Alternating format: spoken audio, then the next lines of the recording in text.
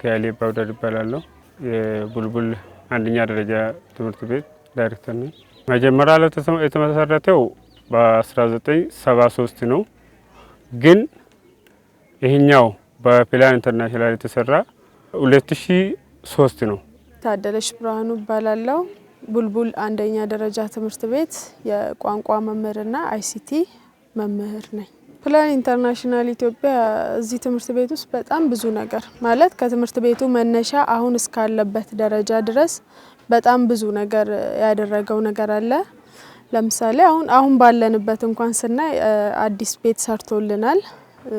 ከተማሪዎች ጋር ደግሞ አያይዘን ኮምፒውተር 25 ኮምፒውተር የ2016 ላይ ያስከብቶ መምህራንን አሰልጥኖ ለተማሪዎች ደግሞ ያ ሰፊ እድል ነው። ኮምፒውተር 25 በእንደዚህ አይነት ገጠር አካባቢ በተለይ ማግኘት በጣም እድለኝነት ነው ብዬ ነው የምወስደው።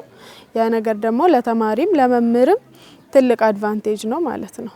ያው ቡልቡል ትምህርት ቤት ውስጥ የተሰራልን በፕላን ኢንተርናሽናል ኢትዮጵያ ብዙ ነገር ነው።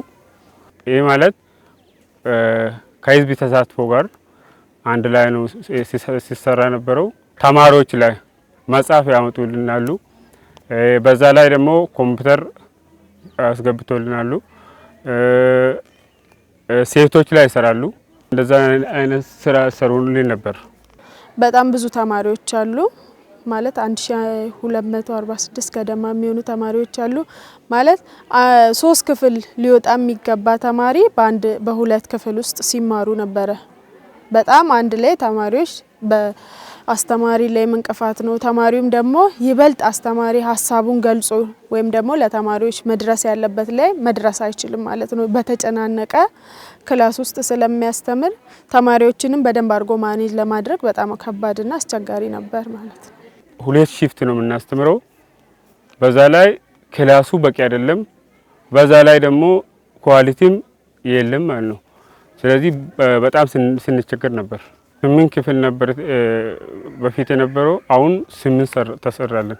በመጀመሪያ አንድ ክፍል ሲሰራ በራሱ የመሬት አቀማመጡ ማለት ተማሪ ቁጭ ሲል ንጹህ ክፍል ውስጥ ሲማርና አዋራ የሞላበት ክፍል ውስጥ ሲማር ተማሪ እኩል ደስተኛ አይሆንም። በመጀመሪያ ለምን ትምህርቱን ለመቀበል እንኳን ደስተኛ የጸዳ ክፍል ውስጥ ሲማር በጣም ደስተኛ ነው። ብርሃኑ በራሱ ራሱን የቻለ አስተዋጽኦ አለው። ትምህርት ለመስጠትም መምህር ዝግጁ ይሆናል።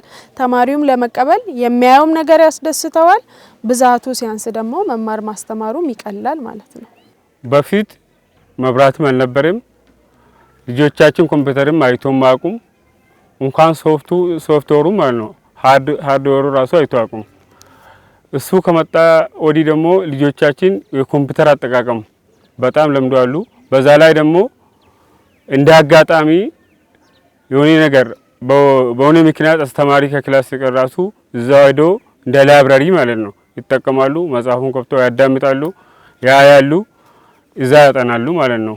አንድ ተማሪ ላይብራሪ ገብቶ እዚሁ ክላስ የሚማረውን ቴክስት ቡክ ብቻ ነበር የሚያገኘው ፕላን ኢንተርናሽናል ከማገዙ በፊት ማለት ነው። ማለት ተማሪ የተለየ ነገር እገዛ፣ አስተማሪም ደግሞ ይበልጥ ድጋፍ ከዛ መጽሐፍ እያነበበ ለተማሪዎች ድጋፍ የሚያስፈልገው አሁን አንድ ሳብጀክት ስታስተምር እዛ ላይ ይበልጥ ሰፊ የሆነ ሀሳብ ከሌላ መጽሐፍ አደራጅተ ነው የምታስተምረው። ያኔ አስተማሪውም ለመስጠት አይቸገርም። ተማሪውም ደግሞ የፈለገውን ጥያቄ መምህር እንኳን ከዚህ ሲሰጠው ከዛ ሄዶ ብዙ መጽሐፍትን አገላብጦ ያገኛል ማለት ነው። ከመጀመሪያው እስከ ዛሬ ማለት ነው በፕላን ነው የኖር ነው ያለ ነው። እኛ ላይብራሪ ስትሄድ የፕላን አርማ ነው ያለው። አይሲቲ ስትሄድ የፕላን አርማ ነው ያለው። ክላስ ስትሄድ የፕላን አርማ ነው ያለው። ስለዚህ እኛ እስካሁን እየተራመድን ያለው በፕላን ኢንተርናሽናል እርዳታ ነው ማለት ነው። እኔ አሁን ሴቶች ላይ እሰራለሁ።